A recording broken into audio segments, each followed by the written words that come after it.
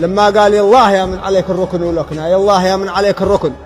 والوكنة، يا باسط الأرض وانت ذيلها وزان، يا حي باقي ومتخلد على الدنيا والناس ميتة ولا يبقى عليها إنسان، وكل حي على الدنيا وهو يفنى، لا شيخ يبقى ولا سيد ولا سلطان. يا رب سالك بفضل اسمائك الحسنى تغفر لنا الذنب، يا الله سالك الغفران ليلة تجينا المحاسب بيا حاسبنا في القبر من حيث لا شاره ولا برهان، يا سعد من قاع حسابه ليدي اليمنى وقال خذ من حسابك صورة السبيان، يقول بو معلو بني ونتي ونها 12 ضل صوتها رنان،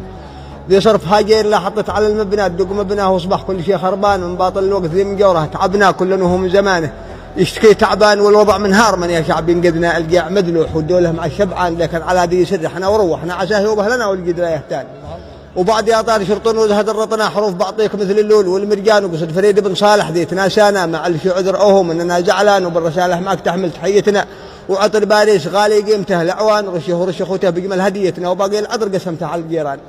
وقال لك علم قل واقف سفينتنا في شاطئ البحر مستنه مع الربان، وبالجيكم بزامل في مسيرتنا مهلا بالجو يصفى منه الدخان، لما قال اول شراره لصيت من جبل ردفان. المهم لك وانا سويت له جواب من المكلع. لما قلت الليله ادعيك يا فاهم بنيتنا، من عندك الرزق يا حنان يا منان، يا بالكرم والعطاء عنا وعاونا وهديتنا الحق واحفظنا من العصيان. يا هادي النوب في روس الجبل يجنا ولا يذوق الخمج مهما رجع عطشان، سالك المغفره من جهل ما لقنا، يا ما خطايا بصرناها وحتى لا ذان لا قد في القبر حطوني على اليمنى، لا عاد مشرد ولا حيله ولا بهتان. يقول بو ماهر انه لا ضبخ قنا يمسي يهجر على فرشه بصوت الدان، كم عايش متعوب يتشوق ويتمنى ما قط ليله سمر فيها هو عجبان.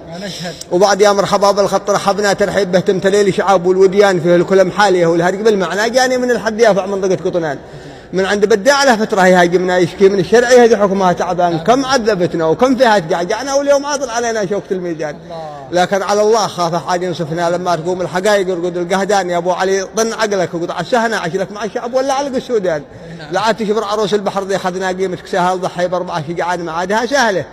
يا ديت بالمثنى حلفت في راسي الليله وفي الشيبان، لا حد يغرك تكون اول ضحيتنا او اللي دخلك سجن لا طاقه ولا بيبان، وانت شعقد حضره الشرح والحنا ومسيت تحقير تخطى يا غصين البان.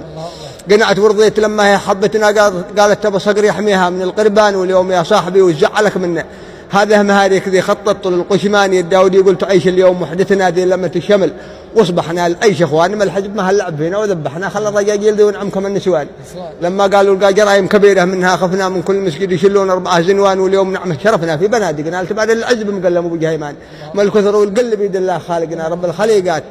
ضيف طلق الأجمان هذا جوابك صدر من وادي القنا من حضرموت الأبية، خيرة البلدان سيته وانا في عمل ماشي معي فهنا شلا فؤدي بنات شرق الريان. الله